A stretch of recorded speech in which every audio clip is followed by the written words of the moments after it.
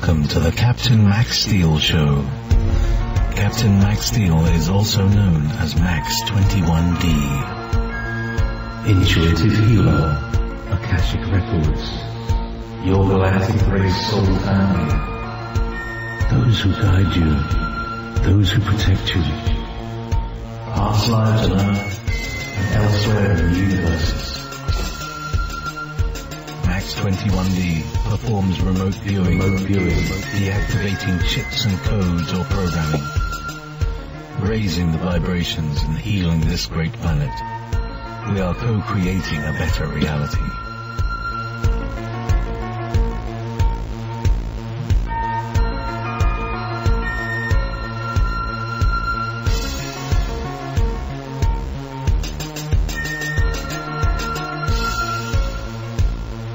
You're listening to Wolf Spirit Radio. Raising the vibration.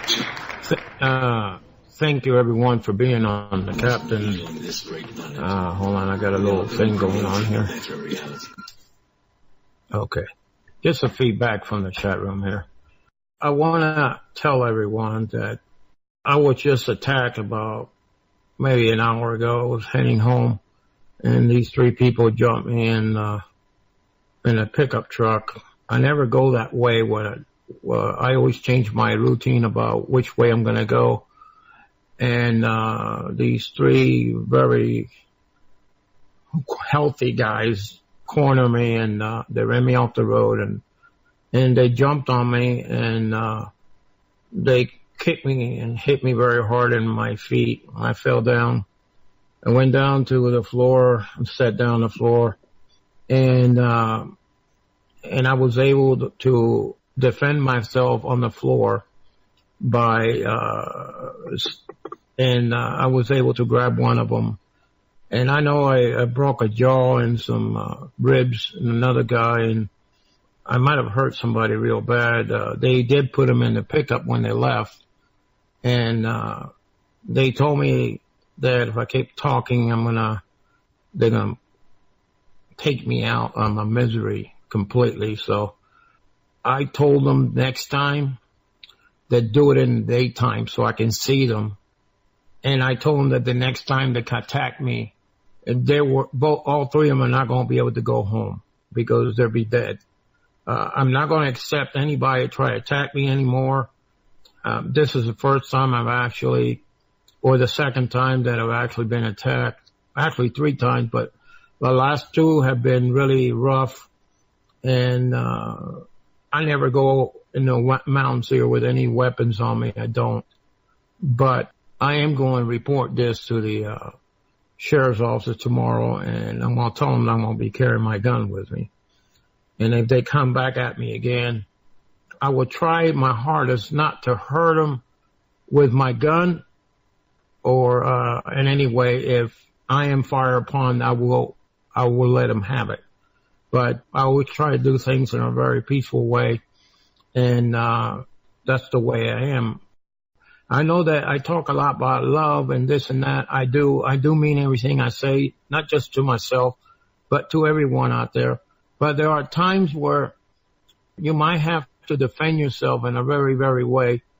And I try to do things in a good way, but sometimes you have to go and use what you know and what you have been trained in. So I know that one of them is really badly hurt. I don't know if the hospital has taken him, or because I use a technique called the eagle's claw, and I hit him in the throat.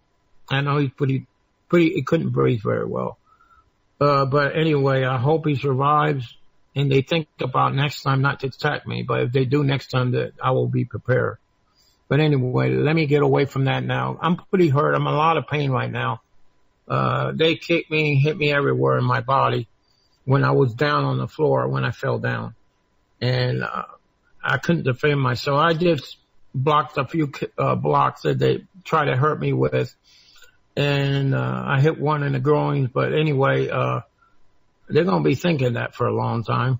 But anyway, I'm just going to get away from this now. I do have a guest tonight. His name is Hodge. He's the one that has the the website. I'm trying to think, but servantsoftruth.org. yes, Nicole, why don't you put it here in the chat room so people can have it? All right. Anyway, what I wanted to say before I bring him in, I have to say one more thing. And because I left my house around about 7:30, we did make Little Pony and myself, and Russ was also there. We were able, for the first time in the history of this planet, I've been wanting to do this for a very long time, and for the first time in the history of the planet, no one has ever done a communication directly with the fifth dimension. And I was able to get through, and I did a recording. How many minutes was it, Russ? 32 minutes. Okay. What we're going to ask JP is to put it in on his Studio 9 Jam and see if we can put it in there for tonight or whenever, so people can listen to it. It's not very long, but next week on the 23rd, we are going to do a live show, and we're going to communicate again with the fifth dimension. What I got to tell you, because a lot of some of my friends in the Tennessee mountains, which I had a conference, not my conference, is a gathering we do every second Sunday, and the person happens to be the first king of Lemuria, which he's incarnated. He's already 87 years old. He wanted me not to do nothing to St. Madrid Fort line, but not to do anything. But when he told me something was already done, one of the things I asked that there are 4 sectors in the United States. It's divided by 4 sectors.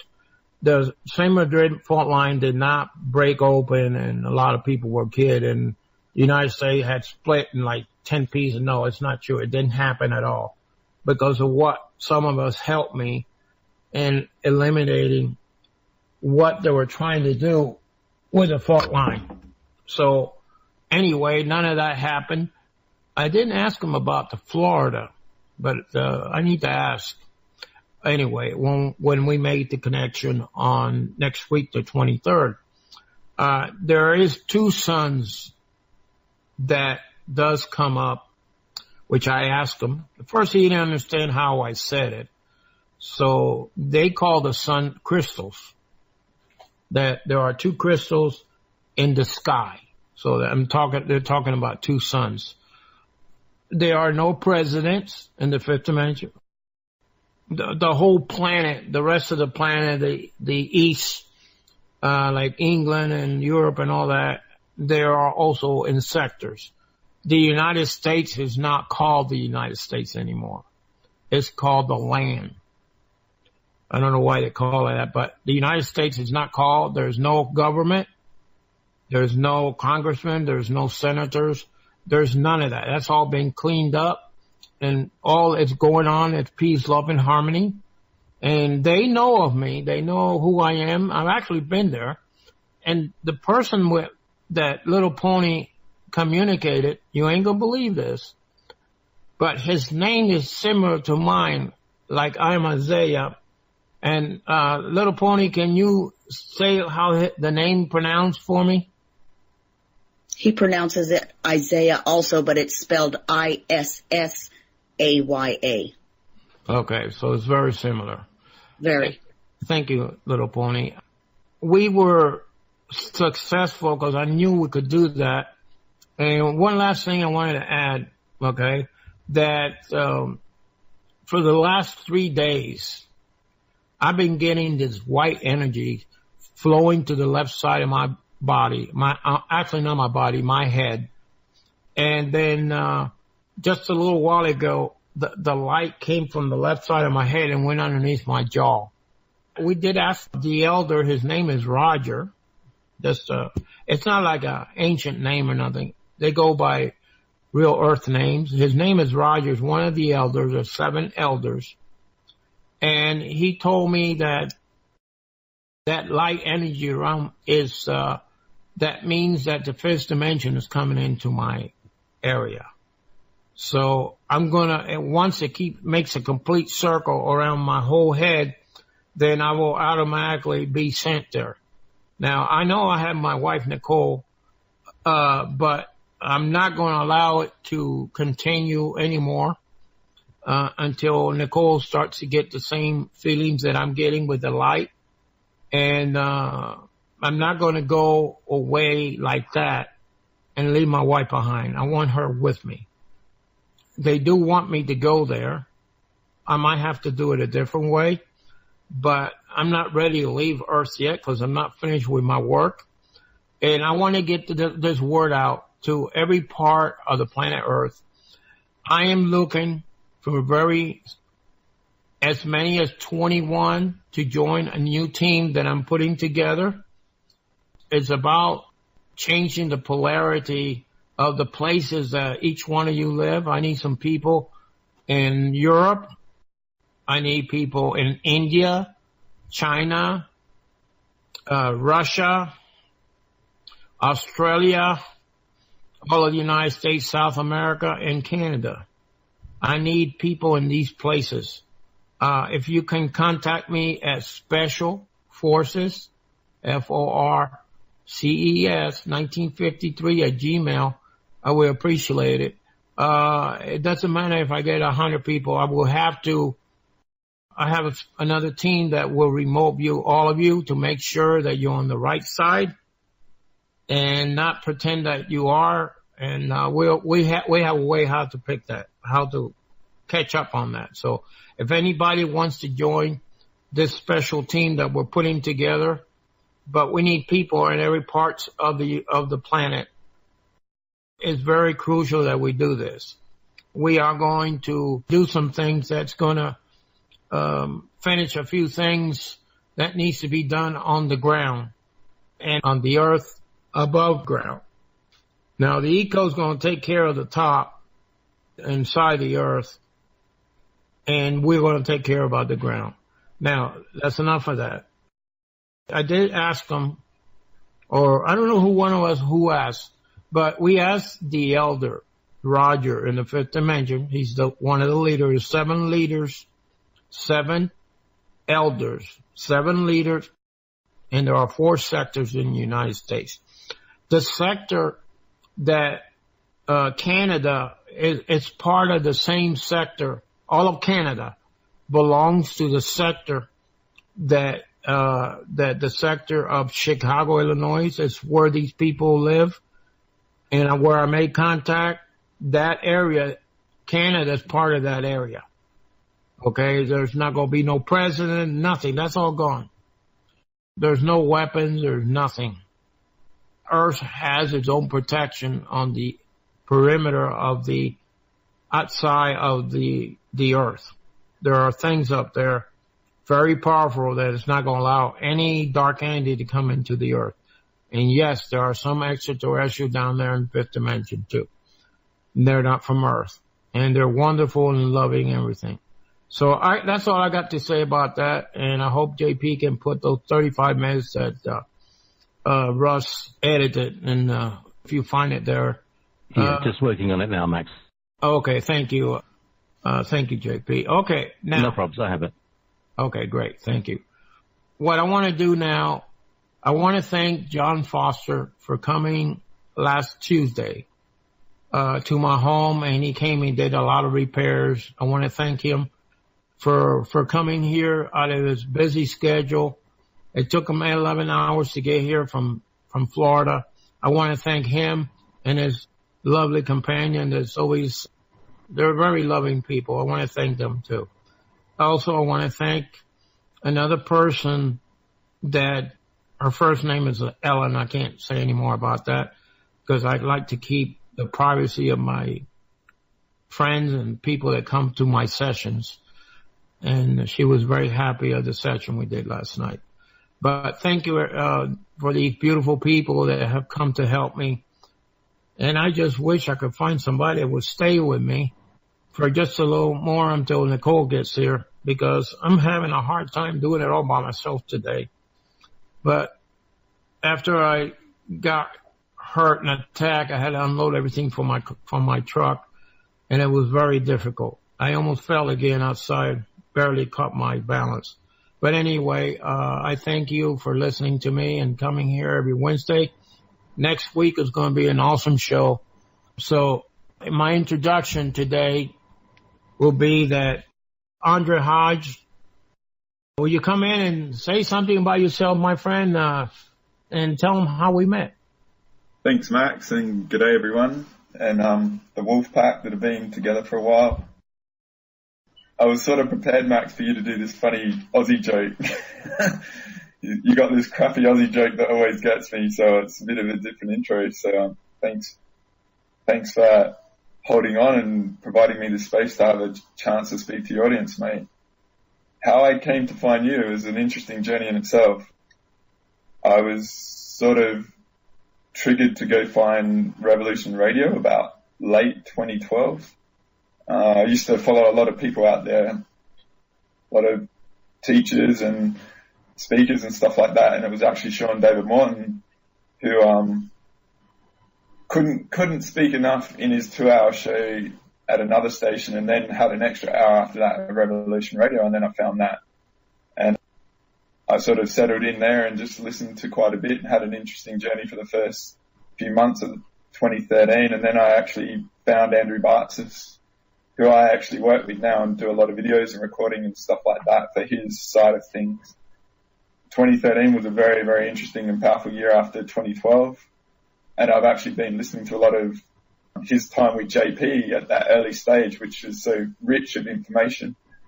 And the second half of 2013 was a very difficult one, and there was a real big effort to eliminate him from the reality.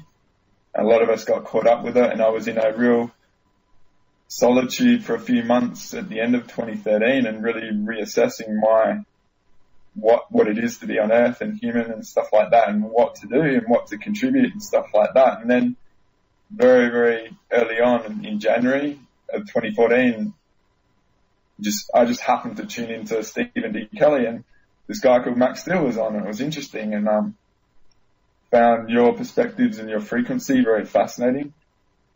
And then what happened with me in that early stage, you had 2 shows back to back the following week or the week after. I haven't got the dates correct, but it's definitely January. And then you spoke quite a bit after in the roundtable, and I had a chance to speak to you and stuff, and then we sort of connected through there.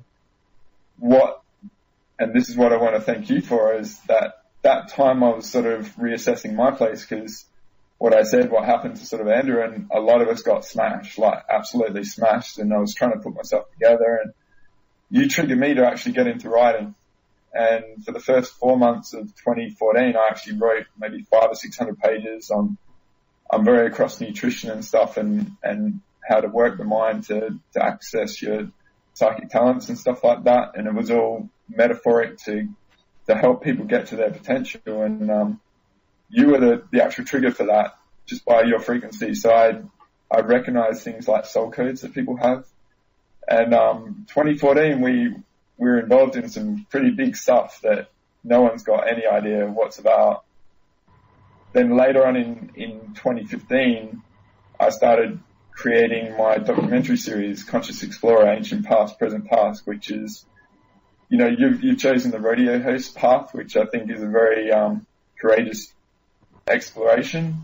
A lot of people, they feel like they want to contribute and stuff like that, and that is an avenue once you get up to a certain level of awareness. For me, I just felt there was so many out there. What can I contribute that hasn't been contributed before?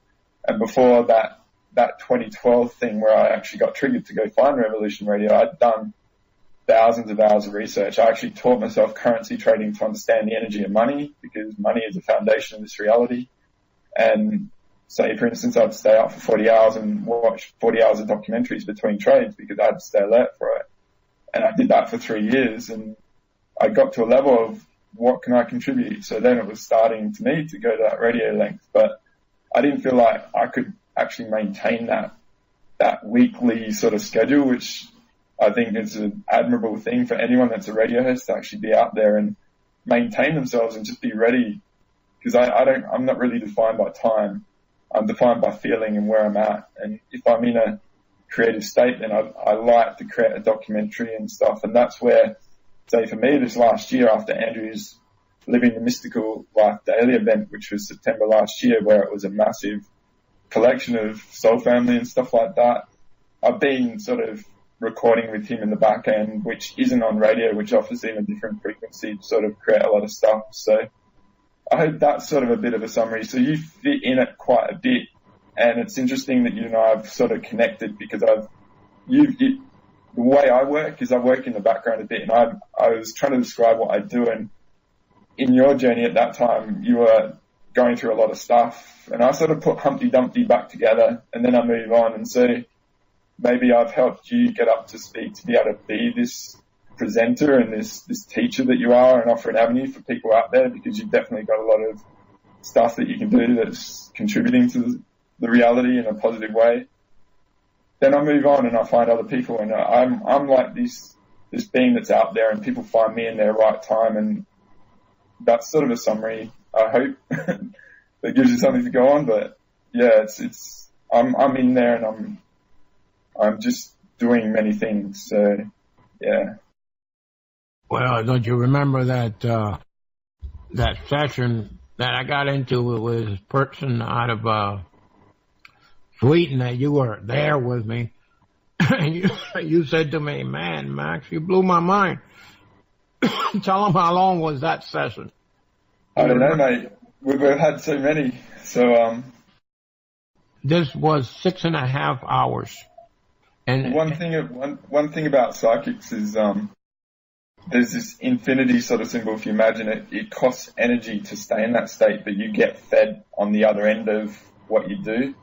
So I was very lucky, like I mentioned, that 2012 period up until, say, about 2011 to 2014, I actually had this very powerful psychic in my city of Adelaide who was, I consider, my Yoda, and she would hold meditation groups, and meditation was a very big part of my path as a foundation component for operating in this reality. And she would, after the meditation with 30 or 40 people, she would each give them a reading on what she perceived in everyone's meditation.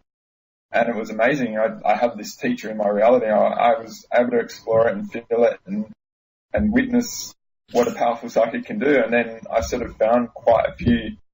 And the way you work, Max, is very interesting because you just serve. And that's what I really appreciated. Because I mentioned about the experience of money and being in money, and I realized how much it does dominate people and stuff. And there is this thing in society where spiritual work and stuff isn't valued, and to me, it's the most precious thing that's out there, and it's so precious that it can't be valued. So I've sort of operated in a way to invest in humanity and our future potential on Earth and stuff like that. So yeah, had a lot of experience with you, but it was interesting that you actually asked me my Sunday in Adelaide time and to actually be a part of this, and I was sort of reflecting on that and what I can contribute and stuff like that, because your radio show time has been on my Thursday, and I've actually been working quite a bit, and I've actually got this space now, and I was reflecting on what we were doing back then and where I am now as a being, how much I've developed and how much I've gained, and you've been a part of that in your own way, so I'm grateful for that. Well, you're very welcome, really. You've been really also an inspiration to me also, the way you do things, especially on your website and what you have done on YouTube, getting a lot of information out there and bringing the truth out there, and the best way that you do it. Can you tell us of anything important that we might have missed that's either not been put on YouTube, information that you might have for us? Do you have anything? Yeah. Well, I mentioned I dropped Andrew Bartz's, and basically he's a really good mate and good ally, and I'm very grateful for the space that he provides me, and basically he's just a really good guy and just needs a lot of support like us all, and what my place in the reality at the moment is that my ferocious sort of appetite for information, which I said like back in up until 2012, I was maybe watching docos and listening to interviews and stuff up to 40 hours at a time and consistently over 3 years, That was just 3 years, and before that I was doing a lot. So up until that point, I'd pretty much explored everything and everyone, because now it's different. There's a lot more teachers. The volume of info out there is just staggering. You know, it's not a negative thing to admit that you just can't keep up, because it's crazy, the volume out there. But who do you follow and what do you do and what topics do you explore and stuff like that? So my attitude was, like I mentioned earlier about JP and the 2013 sort of interviews that he did to offer Andrew a foundation and stuff. And I've really invested maybe the last 2 and a bit years into really understanding what he's offered. And what I've done is actually gotten myself to a space where I actually know a lot of his stuff off by heart, and I see it as a revealing of the reality and what's going on. So, I mean, I'll start with one thing, all right? And my whole relationship is about what am I here for Earth?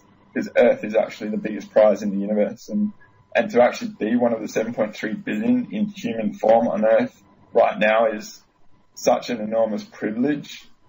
We all feel that on some level, but we can't measure it, because the rules of this reality is like we're birthed through our divine feminine, and the process of that birth is actually a component of this reality is that we're actually wiped.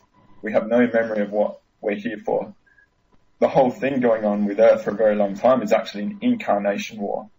It's all about the soul in the body. And the human DNA is actually the most advanced technology in the universe. It's just that this reality is a brilliant construction. And I say brilliant because I respect it enormously for its success and the opportunities that we're provided in it. If you actually choose a path, it's not infinite possibilities, but it's pretty expansive. In that, it creates that opportunity that we actually, you know, by being born into and wiped our memory, we're sort of passengers in it to a certain point. And then what I found through my journey and stuff is like, I accommodate that. I go in it and I explore it. But then stuff happens at certain points. Really, for me, I got totally smashed in reality in a situation of love with a person that I moved to in Sydney to be with. That sort of circumstance really shattered me. And what it is about is pretty much for me, it was something called a shaman's rebirth, which the reality shattered me, but that led me on a path to understand why that happened. And a big component of me was actually to find a shaman healer in my city of LA, which I returned to a couple of years later.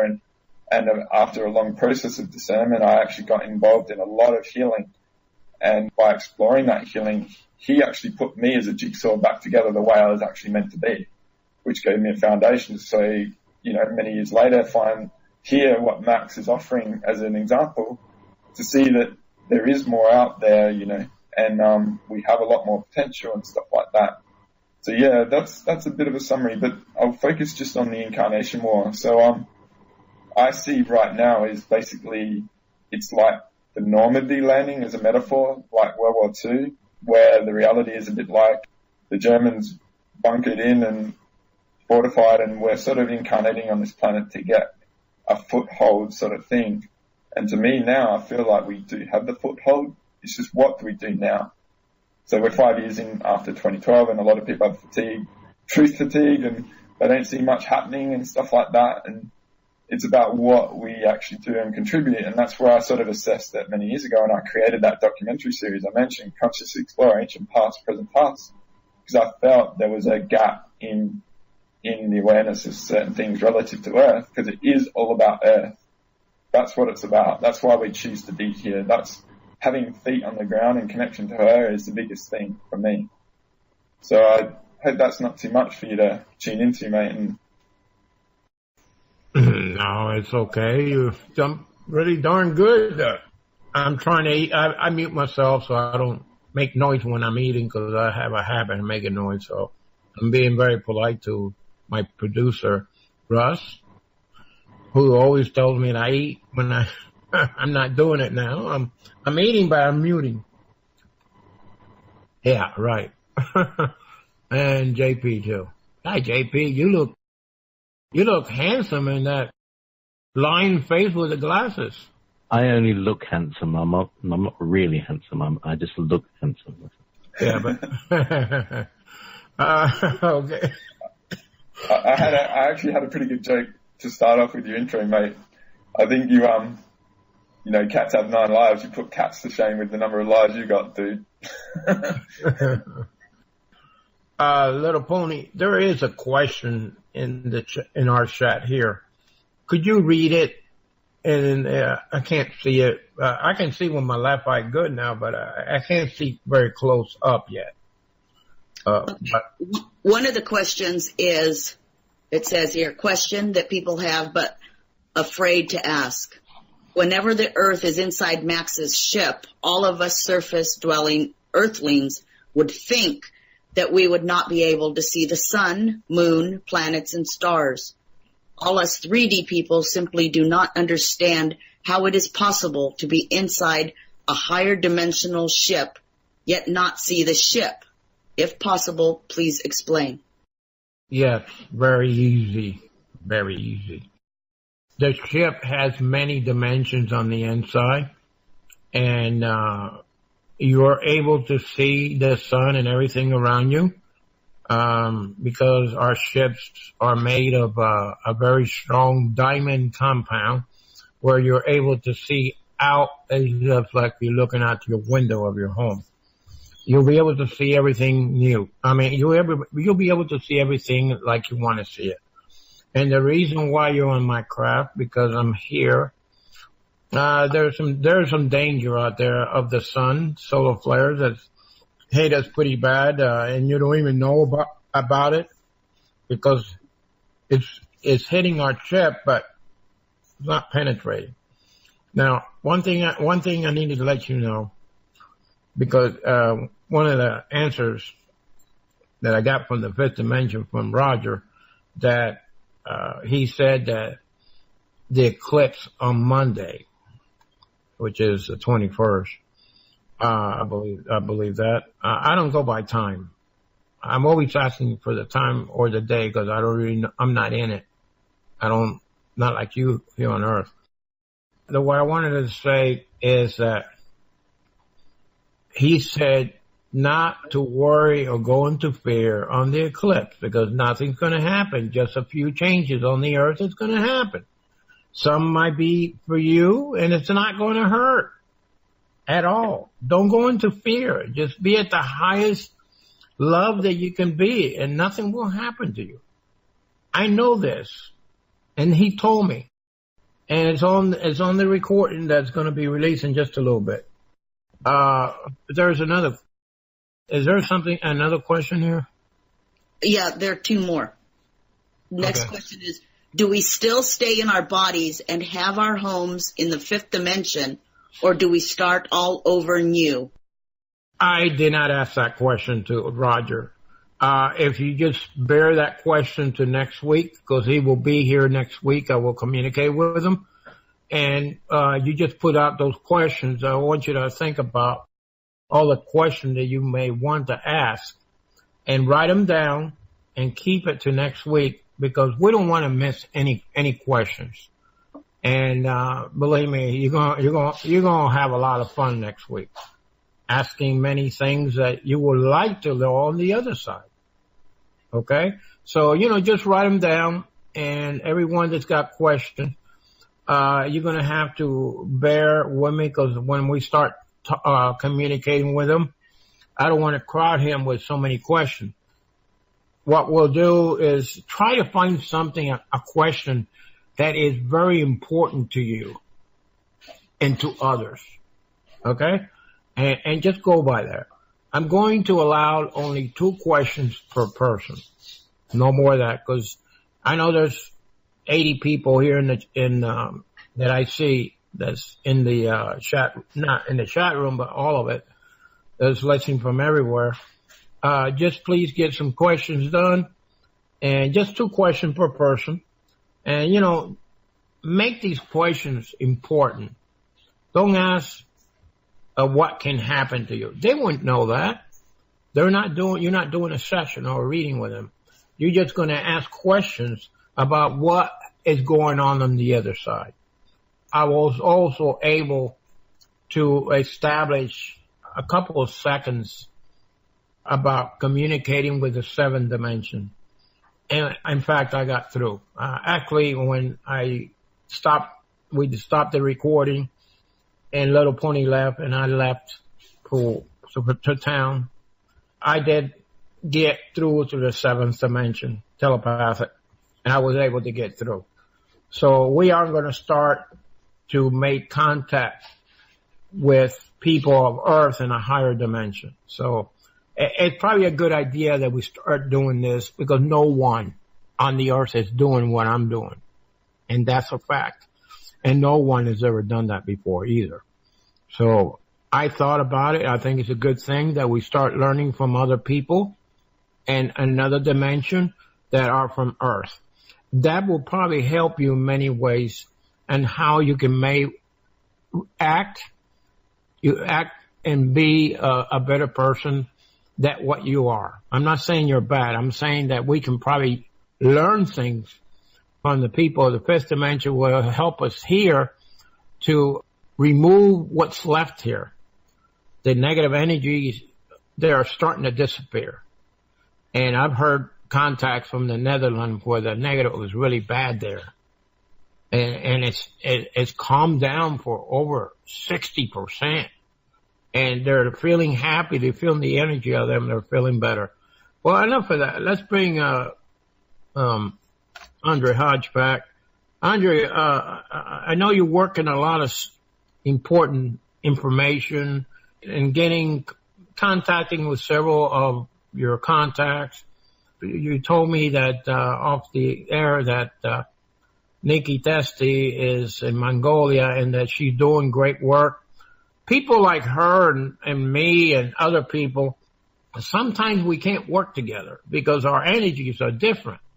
And not only that, there are people doing other work that their higher self or their teachers have instructed them to do. So we all doing different things in different ways.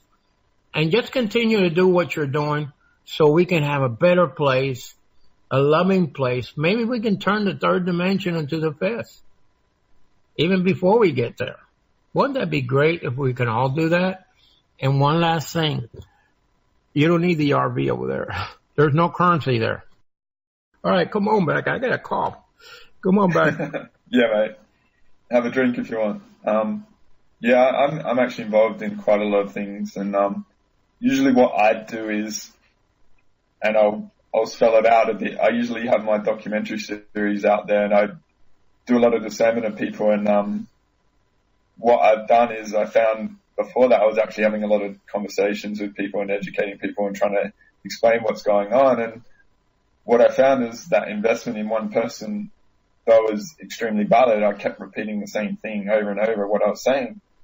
So I pretty much created a documentary series to explain from my perspective what I feel is going on.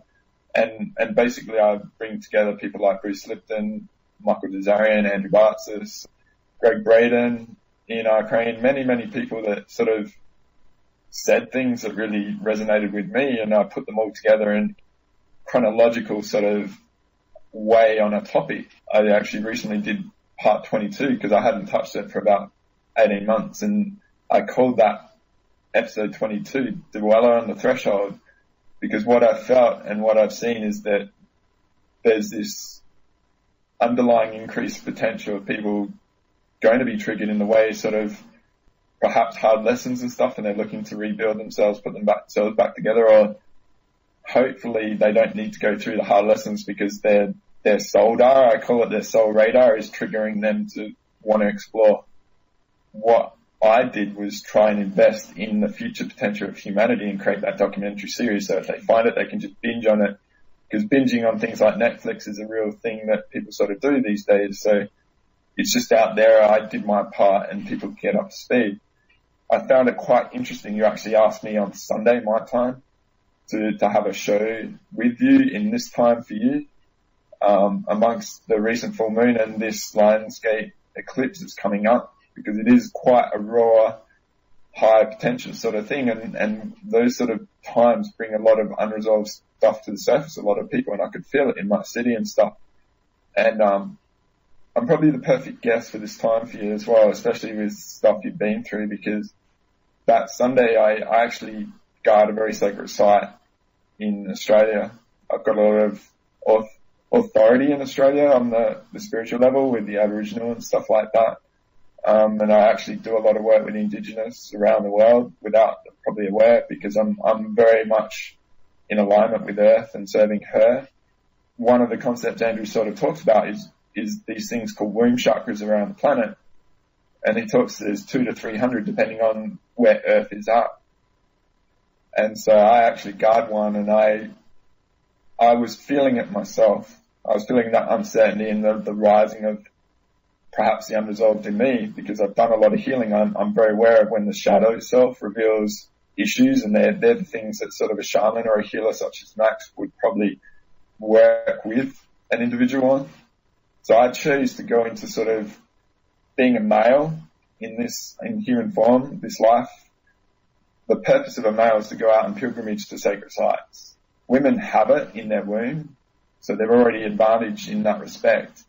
Me, I had this opportunity in my world to go out to my sacred site and source crystals, and I actually saw a massive batch, about 50 or 60 very, very unique crystals in my region. And I send them to special people over the world that say, come out the other end of my documentary series and prove who they are and reveal who they are to me. And this is a person I can sort of work with.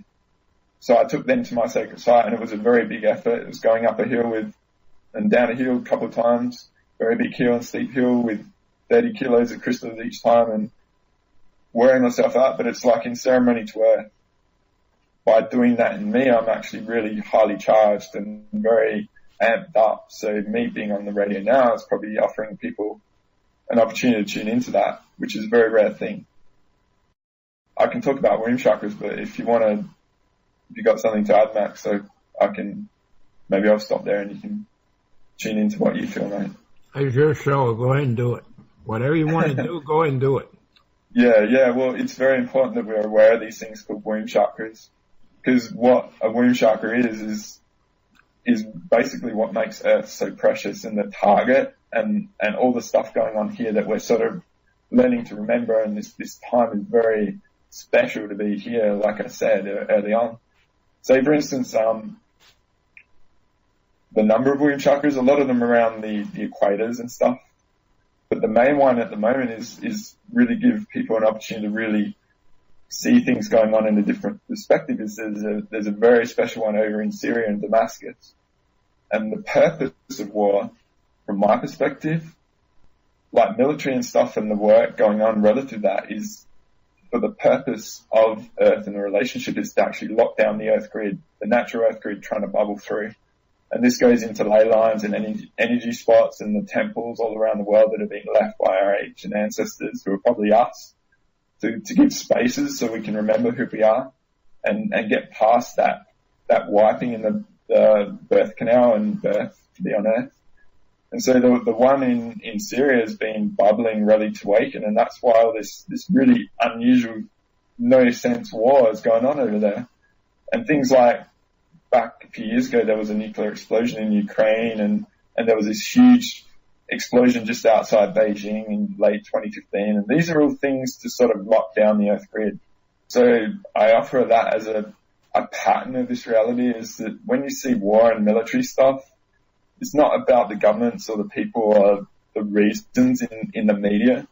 It's usually a relationship to the Earth trying to break open from this saddle that's on her, like all the banks and post offices and the cornerstones of Masonic past ages and stuff like that. That's all technology to lock down the Earth and saddle her and put her in a grid. That's where I sort of really want to suggest that relationship to Earth, to form it, because that's what the Indigenous are about and the sacred sites that they sort of guard. So I get into that in my series, and if you want more, that's probably a way to go. I know you've got a really big connection to Earth, mate. Do you want to? I don't think I've ever heard you share it. You've been missing a lot of my shows, because Max had been a good guy for a while, and I just had to go turn the other way, but not doing bad things, and mostly like using my love to remove other entities from that have been here on Earth, causing all kinds of headaches and problems. What's going on is that I work with different allies. I have a total of 22 allies that I work with. I never named them all, only named the ones that I normally do the work that needs to be done to remove the bad stuff. But we got rid of the reptilians, the archons, and the tall whites, and some of the bad Nordics. They've all been removed completely. I'm getting contact from other groups in Europe and South America and Africa that have been calling me, sending me emails and want me to look up these certain ETs that they want me to get rid of and with my allies. So, I've been working kind of for the light, and the light is not the prime creators that I have been in contact with, which every universe has a prime creator. They have contacted me and I thought that I had gone probably too far in what I was doing. So, they told me, no, you've been doing great work. So continue on. We support you 100%. So continue to do different things. So that's what I've been doing. I do have proof of all this I've done. And I've done a lot of the, taking down these enemies and done actual recordings and really contact with these bad people and got rid of them.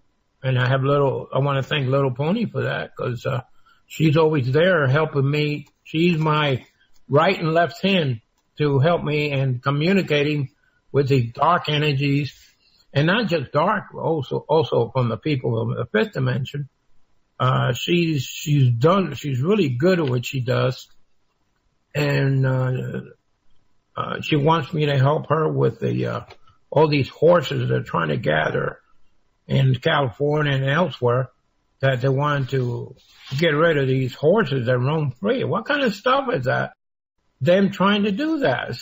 Let these animals alone. They don't bother anybody. They said they're eating the cattle's food. That's a lie. They're not. They're too far away. If somebody just wants to make some kind of money on the side because of this, it's always about money. I have put a shield around them. Well, when they look for them, they're not going to be there. But they're really there. They just can't see them. Because they're in an area where there's a lot of water and a lot of food for them. So, and there's not even a cattle within 50 to 100 miles of that area. It's just a bunch of lies that they're giving the public. And you know that. Everybody here knows that. It's always about money. I ain't gonna allow nobody to do any harm to these animals. They're beautiful. Let them alone. Look at the buffalo. They kill so many now they got a little protection on them. The horses need the same protection too. Okay? So if any of you listening out there that's involved with gathering these horses, and you don't want to face the biggest wall that you ever seen that's going to block you from all this. I'm not going to hurt you in any way. I'm just going to tell you that I might just send an eco ship down there and beam all of you up there and take you to another planet where you're going to try to figure out what you're going to need to do when you get there. Well, there's plenty of water you can drink, and you can eat vegetables instead of meat because there's no meat there. Okay? But if the minute you start to do something in that planet that is not good, I will just take some of the animals that do harm here on Earth and just project it over there. And let's just see how far you can run or how fast.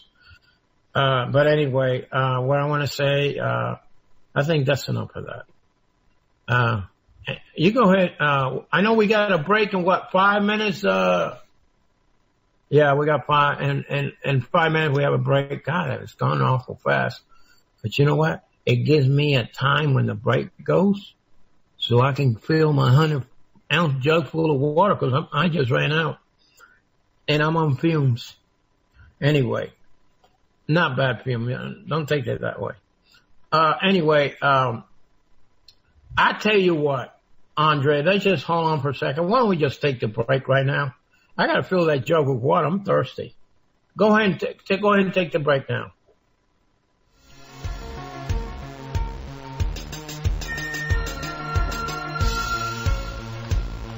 You're listening to Wolf Spirit Radio.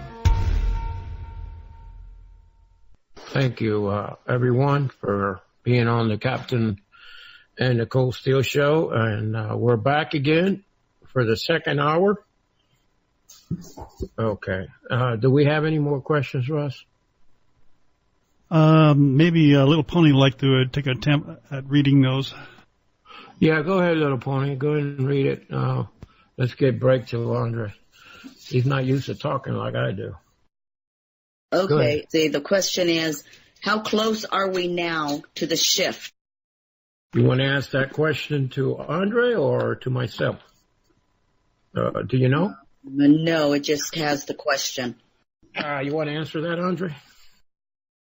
Well, I have a perspective, and maybe you can offer yours. I think yours might be unique in your own expression, mate. But I mentioned Australia and the Aboriginals and stuff, and I work my own way in alignment with the Indigenous down here, the Aboriginal, and they talk a big thing of what they do is related to the dream time. As I said, I work pretty closely with Andrew Bartzis, and he's been on for many years about a collective dream time event. This is where I focus in my stuff, is about getting, instead of worrying about everything external, it's about making you as strong as you can possibly be. Doing a lot of things like getting nutrition, doing healing.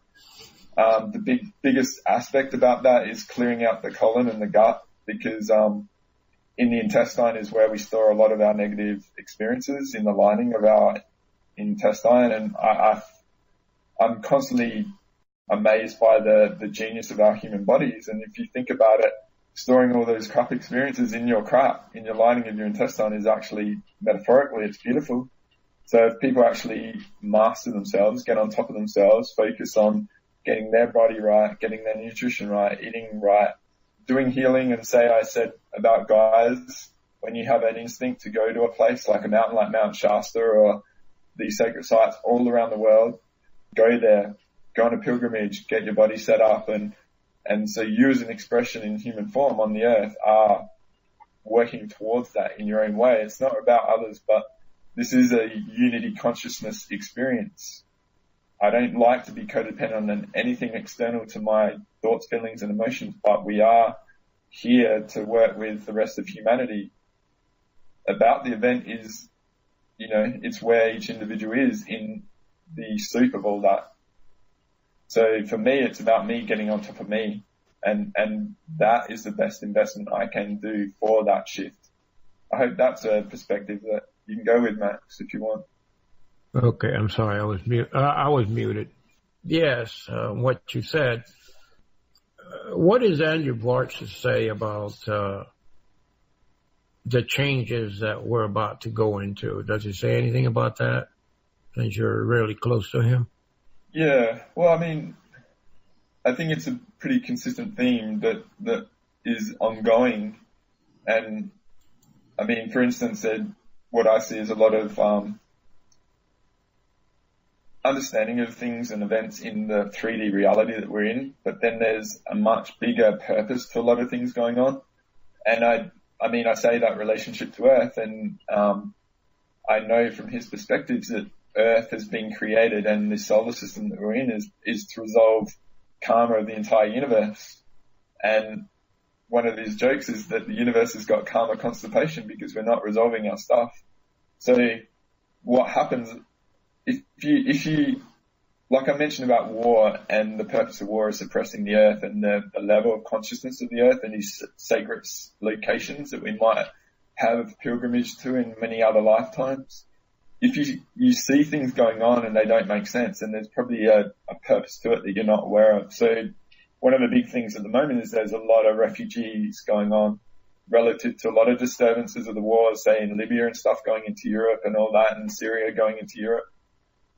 And you might, on a compassion level and empathic level, feel a lot of empathy towards these situations. And And then a lot of these groups are getting amassed in certain regions in Europe and they're causing a lot of trouble. The thing is, though, like I said, if you step back and you realize we don't live one life, we live many lives. We might have been trapped here for a very long time. We might have done something 1,000,000 years ago in Atlantis 3 that pissed someone off that we haven't resolved because we died and they couldn't get us back. So now that sort of entanglement over a very vast period that most of us aren't willing to really comprehend is resolving, and a lot of these things are leading to an escalation of the resolution.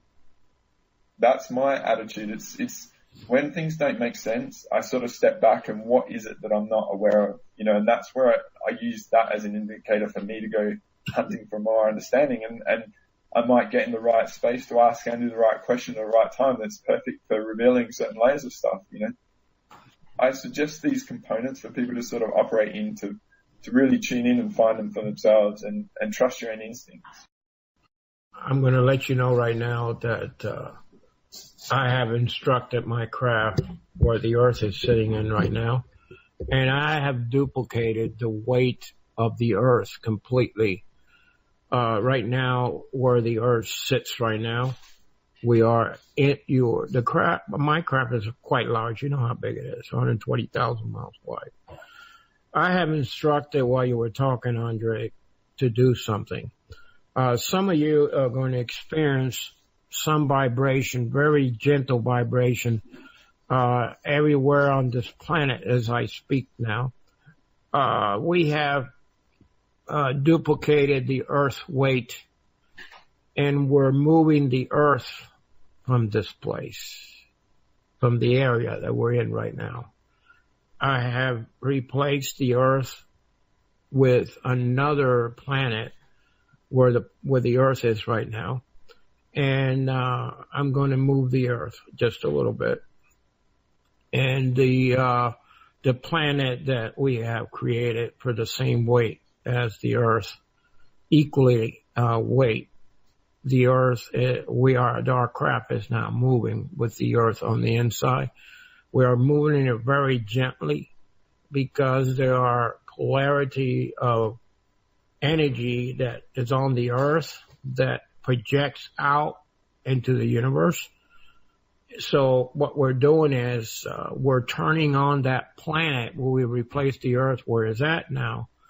And that planet is now doing what the Earth does, projects an energy that is it polarizes the certain weight where it sits in the on the Milky Way, where all the 9 planets or 12 planets is on this universe here. I want to move the Earth to another location. It would do a lot better than what's here. I just want to move it a few degrees, which probably will be probably about 10,000 miles away from where the original Earth is at. It's for a reason. The eclipse that's coming on Monday, a lot of the people that are here on the Earth, some of them will experience all kinds of different things, and I don't want the rest of the people that have a higher consciousness and some of these people that do not believe in the things we speak. You know what I'm talking about. That our families don't understand what we're up to and they think we're nuts, and we're not really nuts. They're the ones that are nuts, not us.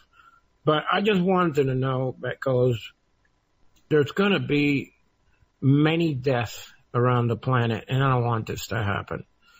The eclipse will create certain good things for good people and bad things for bad people. And some of the people that range in the vicinity of being bad, they're going to get a good waking up, which they need that very badly. So, and there's a lot of people that are in our shoes that still don't understand things, and they will go into fear. And a lot of you need to not fall into fear. If you believe in your higher self and don't believe in fear or ego, that's where you need to be, because this is going to help you your higher self is going to multiply by several tens of hundreds of thousands. And when your mind connects with that energy that's coming into the earth, then a lot of you are going to start feeling different. And you're going to figure, oh my God, did I just do that? Oh my God. Because they always use that OMG 3 letters word. Oh my God. I use it too. You just need to be calm and relaxed. If you, on that day, you feel that you need to go somewhere, postpone it and stay home. Don't go anywhere. If you feel that you're going to be all right, then do it. But stay indoors. Even though the change will affect through the walls and ceilings and wherever you're at, it's going to go through anyway. I think if you sit still in one place, and you're either watching TV or looking at your computer, I don't recommend that anybody gets on their computers on the 21st. I don't. Because some computers are not going to be able to handle it, and they will have problems when you, like say when you turn it on. It's going to affect many things, especially the electronics.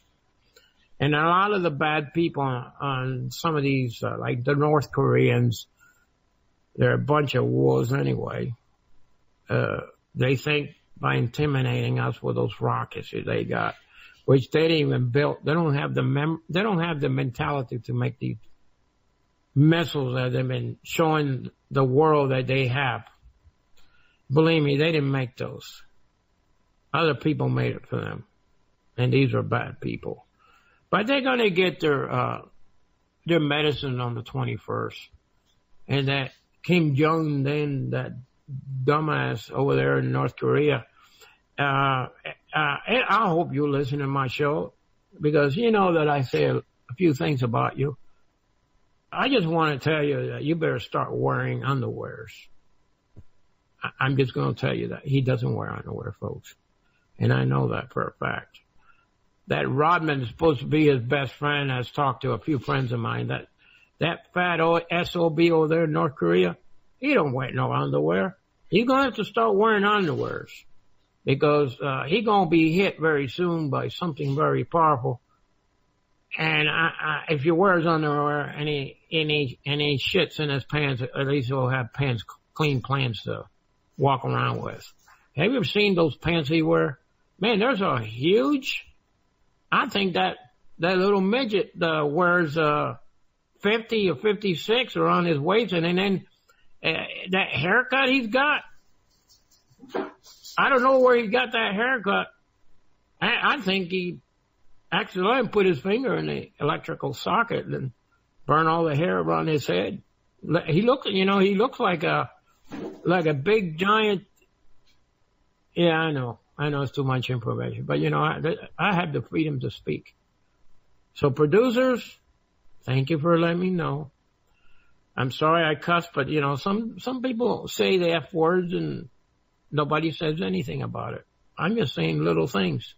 But anyway, that guy over there, that North Korean, his head looks like a darn old pencil that rotted out, and the rest is just sticking out. I don't know. He's just a wuss. And he ain't got nothing between his legs. See, I didn't say a bad word. He got nothing between his legs. He's just a bully with no balls. I just said it. Balls is not a bad word. We play baseball with balls. So he ain't got no balls. And you know what? I would like to take him out like I did the other, but I'm not allowed to cross that way. He's not an alien. Well, he would be an alien if he came over here illegally. That will make him an alien. Maybe I can get rid of him then if he cross over here. Well, anyway, I'm not going to talk about that no more. I probably go too far sometimes when I talk. I know there's questions here's a question here. by, what is it? My friend Lunatic. A Max, what President Trump visit by the Prime Creator in the female form recently? I never heard of such thing like that. Lunatic? I don't know. I don't want to pick on Trump because I kind of like him maybe 40% out of 100%. I just like some of the things he said. And he's been keeping his word, but now the people around him that he chose to be in his government are going against him, and I don't know why they're doing that. You know what, Trump, if you're listening to me, somebody out there better Twitter Trump and tell him that Captain Max still said that everyone that went against him and his government to put him in prison for life because they're a traitor to the United States, leaking out intel to the other people. I'm not going to call them criminals because they're not. All the other where they're leaking information to the public and to other places.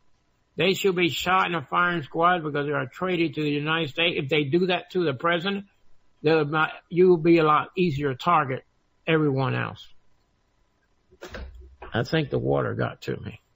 I did get kicked a lot in the head, so I'm still shaking a few, I don't know. I can't think too good right now. All right, come. Little Pony, is there any question that Andrew can answer on what he has spoken? Well, there are a couple of questions still. Okay, go ahead, and then we'll if the question is for Andre, go ahead and answer it, Andre. Okay, mate. Yeah, man. Yeah. Okay, I'm gonna mute myself. It says, if every universe has its own prime creator, then is there a supreme creator responsible for the creation of all the universes? Good question. I'd love to know the answer myself. But what I know, what I can perceive and what I feel, say when you look up at night and all the stars and how vast our universe seems. And this is what I learned from Andrew, is that the size of a universe represents the volume of life in it. So you see how vast it is and you feel like there's more out there and stuff. It is because you know it and your soul family with it, but you're on a mission here on Earth, and it's resistance-free Earth is the toughest thing at the moment. And to be here and aware is such a privilege on the universal scale. It's hard to comprehend.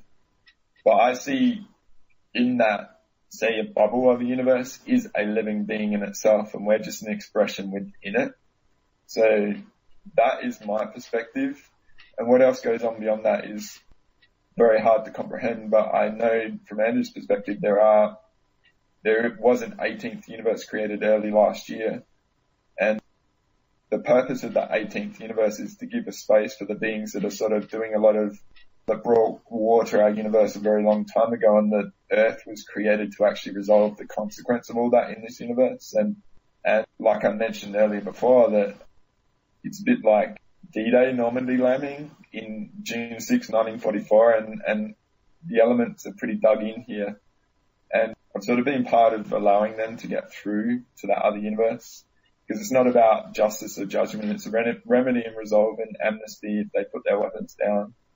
And that creates a space for that to have a resolution. So that 18th universe, from my understanding, was created about 18 months ago for them to go there, and so there is some sort of hierarchical order that goes on at a scale that you're sort of talking about.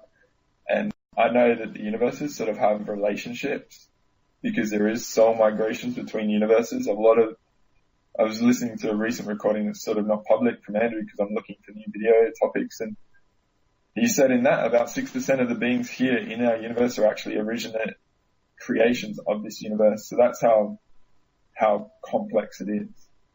So I hope that's sort of given some information and perspectives and makes you maybe question more and want to go out and find answers yourself, you know. Great answer. Here's another question. Is this 3D Earth and all of us a hologram? Well, it's light. I guess everything is light. Our DNA is light. Andrew talks about photonic light. So on one level, it could be considered that. But I just call it the reality, and we're in it. And we have appreciation of it. And that's where I sort of suggested getting on top of your physical body and doing the nutrition and doing healing. And like a theme that Andrew sort of said in his recent shows is doing a lot of massage body work and working through the soreness in your body and stuff like that. Because my attitude is what I'm facilitating is to create the space for other people to have the perspective to know themselves. So this reality is a construct and it is 3D. And in that we do feel quite limited. But say if you feel like you're a victim and you've been victimized for a long time and you're pretty annoyed and you want vengeance, if you had extreme powers and you did that, then you might create actually a lot of harm. So I see this as like the hologram concept is accurate because this reality has been created for us to resolve a lot of stuff. Like I said earlier about maybe we did something to someone 1 million years ago in Lemuria 2 or Atlantis 3 and we died and that person couldn't get resolution in that life.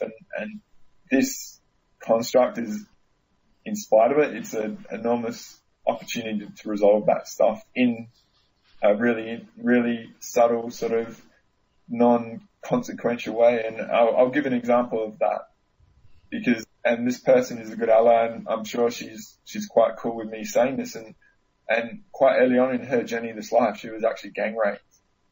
And you'd think gang rape is horrible, like it destroyed her on the feminine level and in many levels in this lifetime.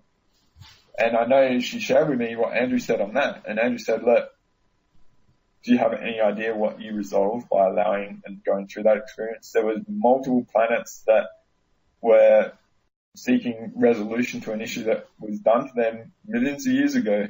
And by you agreeing to or going through that resolve, that reciprocation of what happened to them in the universal level. You know what I mean? That's why I love working with Andrew because he just think of that possibility of what's going on now with all the stuff going on to us. And it's just, there's so much I don't know. I'm curious to find out more, you know, so I hope these sort of things I'm sort of suggesting to leave a gap for people to want to go out and seek and find out more themselves. Yes.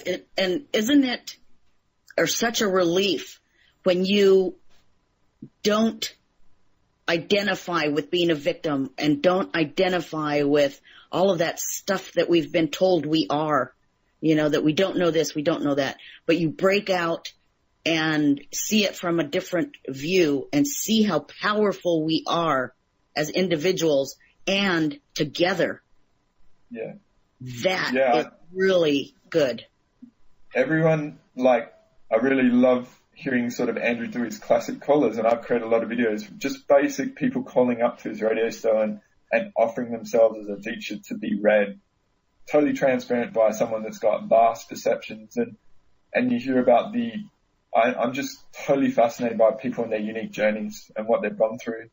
And that's where I was passionately curious, and Max said a lot of stuff in 2014. And it was just like, wow, this is an interesting being. And like I said, it triggered me to go writing, and I haven't finished the book, and like creating a book in this time it felt quite complex, and that's where I sort of got into creating videos because I can just create one and upload it to YouTube and it's available in that moment.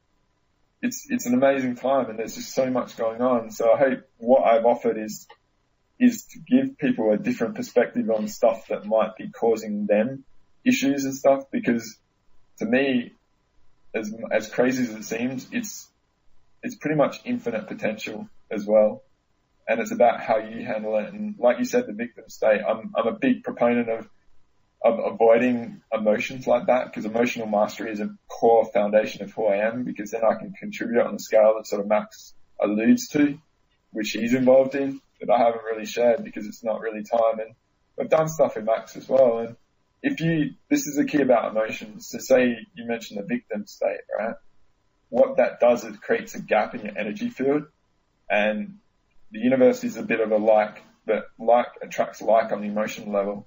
So that gap in your energy field creates an avenue for interference on some certain levels. And I don't want to scare people, but you see what happens in your emotions and what it draws to you. And then Andrew talks about the sacred neutral perspective, where in spite of everything that's been done to you, you master it. And like I said, sort of rape victims and stuff like that, it's a horrible experience, and it's a violation on the core level of being. But so if you overcome that and you make it a foundation of, say, your Mount Everest of what you've climbed over, you'll find that, like I said a bit earlier on, those events that occur in your life that shatter you and give you an opportunity to reform yourself. My shattering, I sort of use that as my metaphoric Mount Everest, and there won't be a mountain that I'll have to climb that's as big as what I've been through, in spite of everything going on now. That was a bit of a monologue. I went a bit long, but I'll leave it open. Well, I loved what you said of reforming yourself. That's brilliant. If people thought of it, if people thought of it that way, I think it would be easier for them to step forward and start reforming themselves. Yeah, it's moving from being defined by your victimhood of shit that's gone on in your life to making it, like, say, I'm pretty intuitive and psychic. You don't need to actually make it known of all the stuff you've gone through, because someone like me or Max, your frequency, and JP's the light reader, we can tell what you've been through by the frequency and the foundation of what you're offering.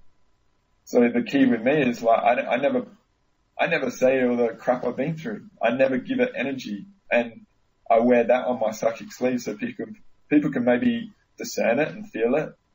But the reason is, like, being here and offered this position with Max and the sort of things I've shared, you wouldn't be here unless you've been through a lot of crap.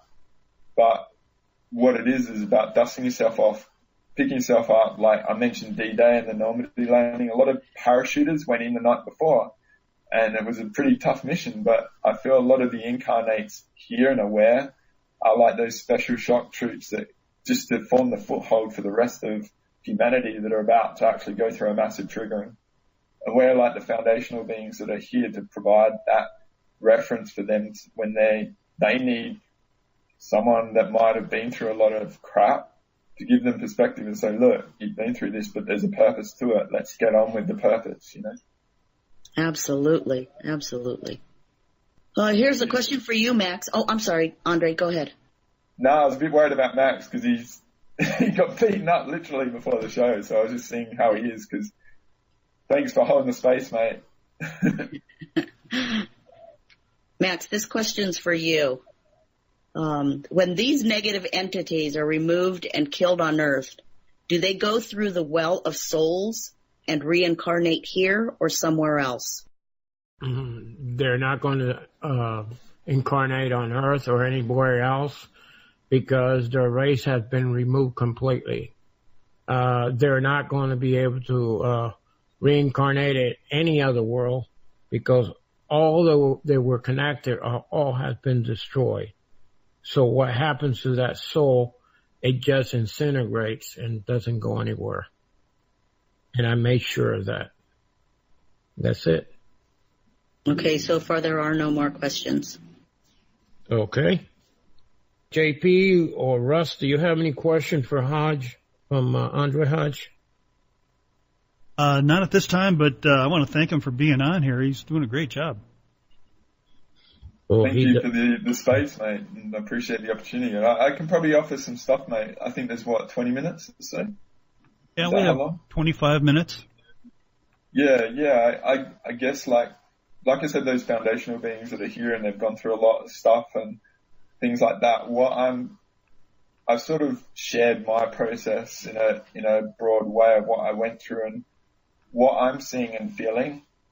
And the reason why I created my documentary series, and it's just out there, I recommend Andrew's Galactic History, the 20 episodes from 2013 in Mount Shasta.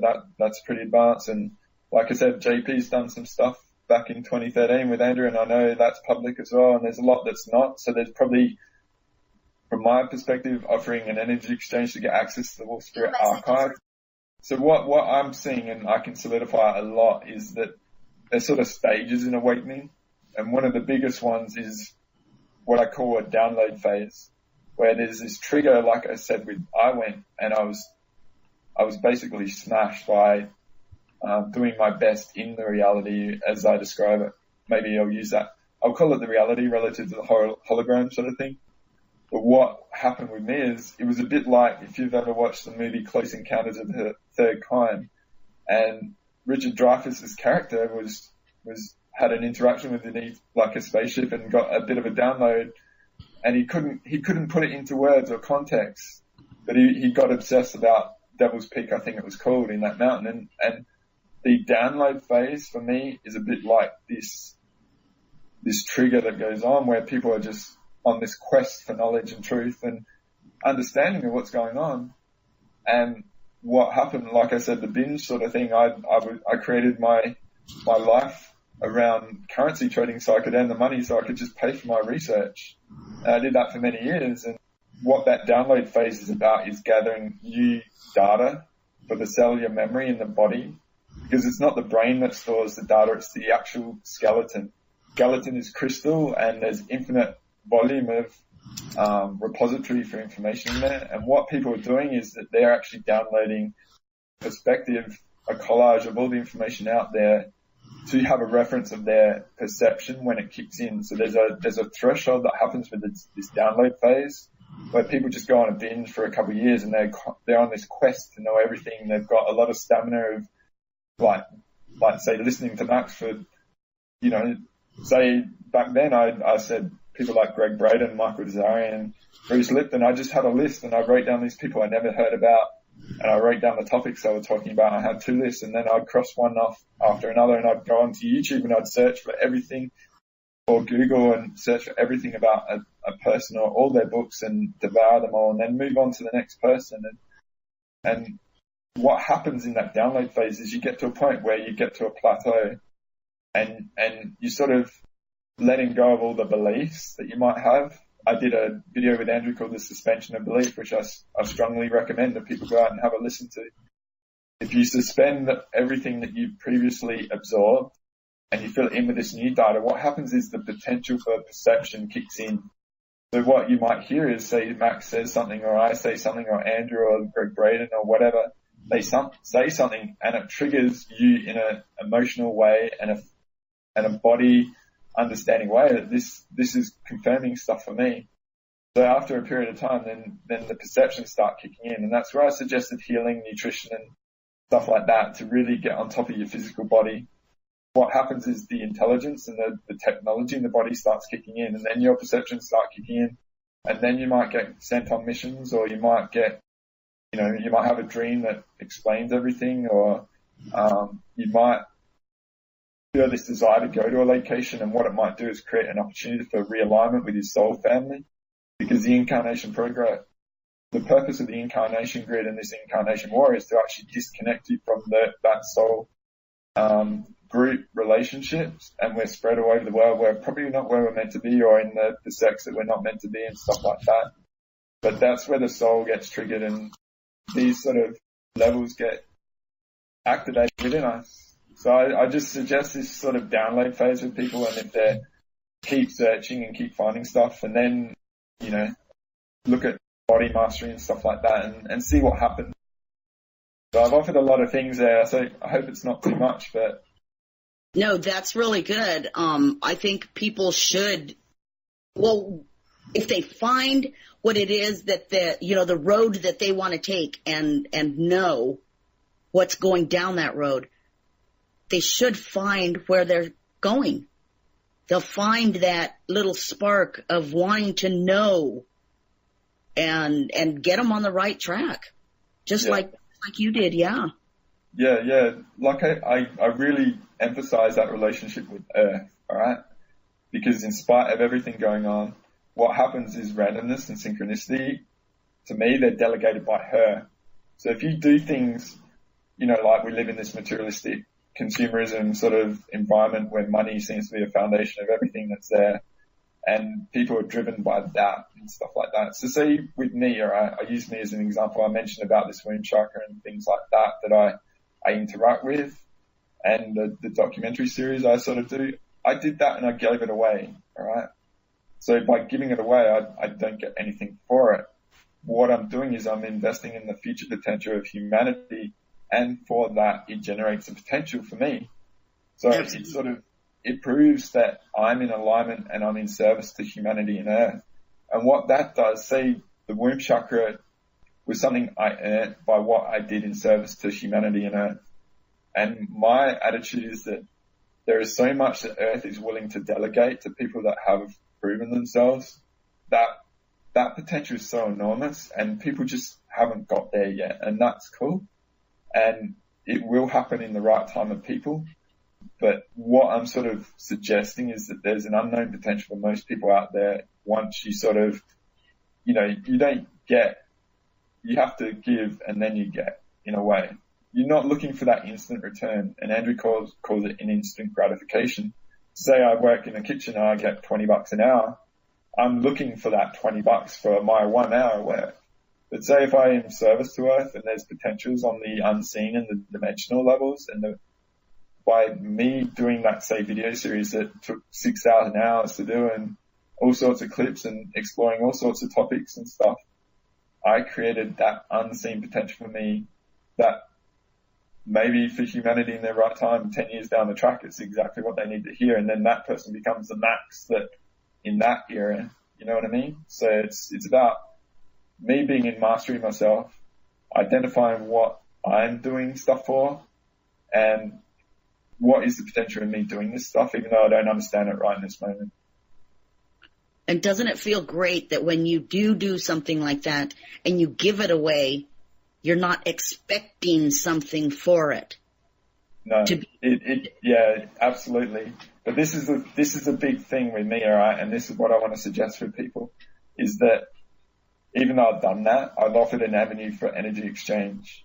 And, yes. And it's not about me getting something, but say if I watched a documentary series, or say I engaged Max and he did a really amazing healing for me and cleared up a lot of stuff and I felt great relief and I overcame a lot of issues. For me, by offering him something in return that helps him deal with his situation, like he might have bills and stuff like that. To me, it's about how can I serve this individual?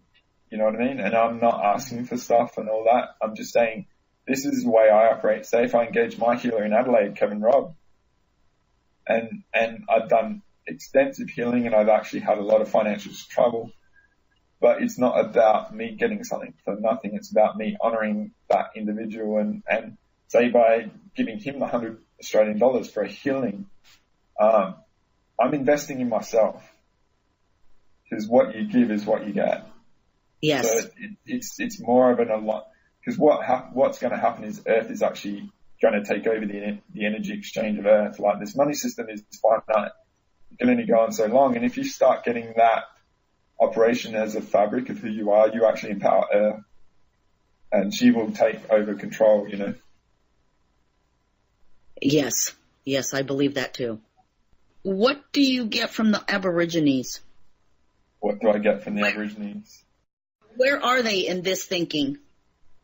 What I can use them as an example of the indigenous all over the world, because I actually, like Max mentioned, Nikki, Betsy, and I do a lot of remote work to clear all the genocides. Yes. Because the genocides and stuff are about locking down trauma into the earth to lock her down. So I won't exclusively go into the Aboriginals, but I'll use the indigenous as the expression of this metaphor. What I see is the indigenous are a harmonic expression of human life form on the planet Earth, in alignment with universal harmony, Earth harmony, and in their expression and way they operate, harmony. So Andrew talked about 5,800 bubbles of reality. So I sort of master my bubble of reality in the Adelaide location, and I try and operate and emulate what they're about in harmonic expression in human form on Earth and in the universe. So in that, they recognize customs and ceremonies like fire ceremonies and dancing and corroborees, and every indigenous culture has the same expression. And I've done a lot of research into nutrition, and there was this amazing guy called Dr. Weston Price in the 1930s that he set up the American Dental Foundation and stuff, and a lot of the major scientific clinics, like Yes. a couple of the guys that set up the Mayo Clinic and stuff operated with him and learned through him. And he went all around the world looking for perfect health because he couldn't find it in the Western society. And he went to the indigenous, and he went to all these tribes all over the world during the 30s and 40s between like the Depression and World War II. And what he found is that a common theme with these indigenous was that they actually sourced sacred foods in their local reality. And this is a key with me, and this is another thing, is that everything you need, such as healers, food, crystals, and all that, are all in your local reality. There is this calling to want to get out there and be on the international stage, such as this Wolf Spirit platform that offers people to actually find soulmates that have actually been disconnected from them through the incarnation grid. And it's a powerful sort of way of overcoming the distance.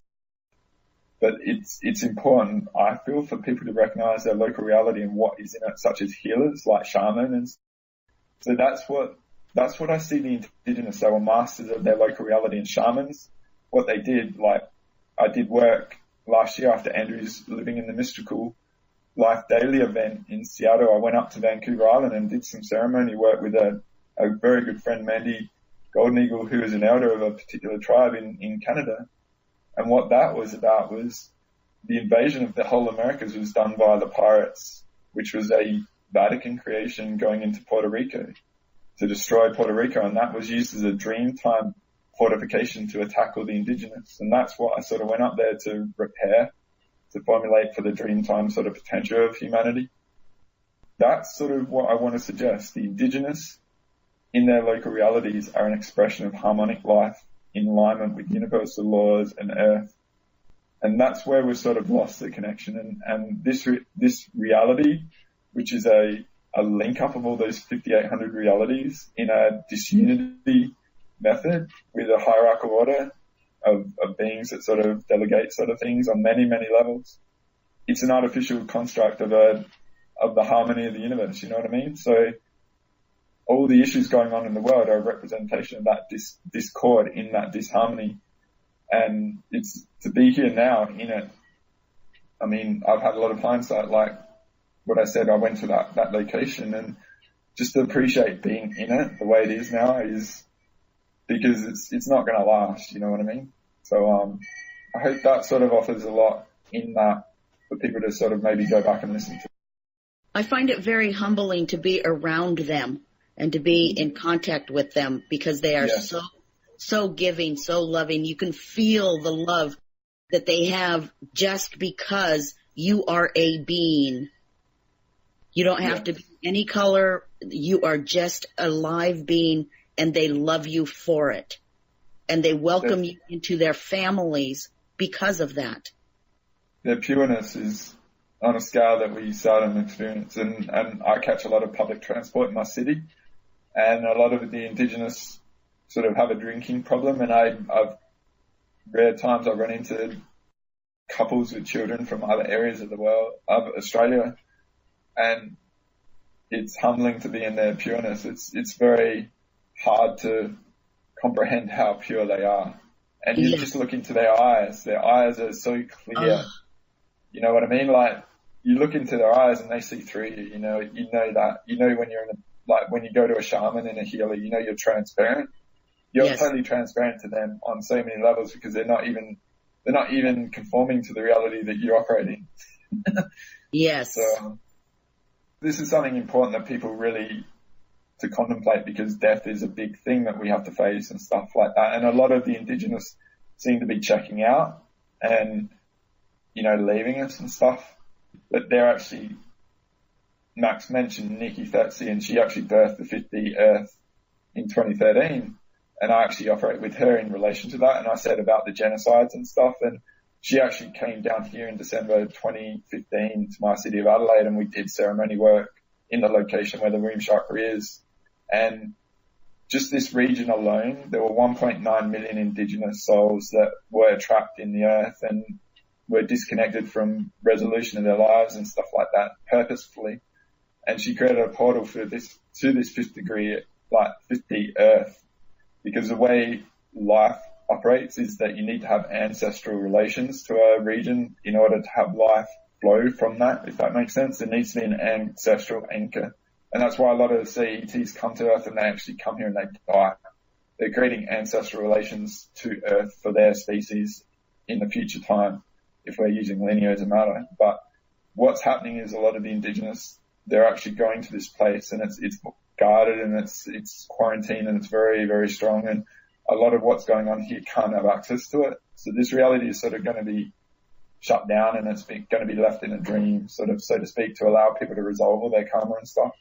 But what the key for the individual out of that is to focus on resolving yourself, healing yourself and stuff. So I'm just sort of suggesting these things that there's something greater going on that a lot of people don't really have an awareness for. And if we're limited by what the 3D 5 sense reality we're in as the all, then you're gonna find that you're not gonna really understand everything going on, you know. That's true. And there's so much going on that people miss when they're watching TV or listening to the radio or, you know, to the news. And that's not news. You know, it's not helping the soul. Yeah. And they should get out and be in nature and even, you know, try to communicate with somebody across the other side of the world, you know, because telepathy it's so much better than language. It's so quick. It's so clear and it's fun. I feel the immense privilege of being aware of this stuff. And I actually I like that journey of that shattering and stuff of people earning it. So I respect the journey of an individual. This is a free will universe and everything is valid. Just, it's about my choices and my emotional state. And what I find is when I'm not caring about where another person is, some amazing being who I had no idea was out there will find me. You know what I mean? Like soul family unity and stuff will kick in. So there's a process going on and a lot of people do have that lifestyle, but I also feel that there's going to be a escalation of the triggering and we're the ones that are anchoring to form a reality that will be the target which a lot of those people will be wanting to seek, and we're just got to hold our space, you know, be patient and keep on top of our game, you know. Yes. Yes. I need to interrupt here for a moment. We got less than 5 minutes left for the show. I do want to thank Andre for coming here. I just wish I had more time on this show for him to continue speaking because he has a lot of good information. And he does work with Andrew Bartzis, and he's a great man, very talented, and I just always maybe I can get him to come. Maybe you can talk to him, Andre, to see if he can come on my show one of these days. We'll see what happens. And what I want to do is I want to thank you, Max, for all that you've done and your courage to come on air despite what you said at the earlier part of it. And what I also want to suggest is that, like I said, take on board a lot of the things that I said. You might have not heard a lot of the things in this real time sort of situation, but go and download the archive because I know Wolf Spirit offers the archive for a week and stuff, and maybe go and invest in like $5 or whatever it is to get access to the archives, and maybe go back and listen to what I said and yes. You know what I mean? Like, I'm grateful for JP taking over from Dave Corso because, you know, I've been sitting here tuning into Wolf Spirit, and the servers and the frequency here is actually pretty clear. Like I clear a lot of stuff, and I clear chips in people and stuff like that, and it's felt really clear. So I'm grateful for you guys who have held this space for me to have this opportunity now. Yeah. Also, we got Russ. He just started with us, and I want to thank him for being on the Wolf Spirit Wolf Pack, and I want to thank him for the good work that he does. We got 3 minutes left, so I'm glad he puts these white messages in front of me, and I'm glad he does that. He's really good at it. And JP, you know, he's such, you put it upside down. Okay. I can undo it and probably turn it the other way, but that's difficult. And JP is a great man. I'm glad, Wolf Spirit Radio, the people in it and the chat room are all wonderful and great people everywhere. And the listeners that are listening to the show all over Europe and Russia and China, where I have a lot of my friends that live there. They're Americans and some Chinese. I want to thank them for coming every Wednesday and listening to the show in Europe and South America. I have a lot of clients in Australia. I've never had so many Australian friends. And not only that, I have a lot of Canadian friends too, like Joe. I'm saying hi to Joe. He's in the chat room. Thank you for being here tonight. And everybody here that's listening to the show every Wednesday. And I really appreciate all of you being here. I know I act strange sometimes, but, I just want to do the cleaning up that I've been doing for the last couple months. And it's well done in my way of doing. I know we only got 3 minutes left. I wish I had a little bit more time because I wanted my son to come and speak. He's on the craft and I wanted, I know 1 minute left. Okay. We'll probably do that next week. We'll get my son to come on here and speak to you from the craft. I found a way how to do it and we have got it already intact to do that. But I just want to thank everyone for being on the show tonight. Andre Hodge from Australia, one of my good friends and more like, not just a friend, but he's more like a brother to me. And Little Pony for always being here. She's my right hand, my left hand.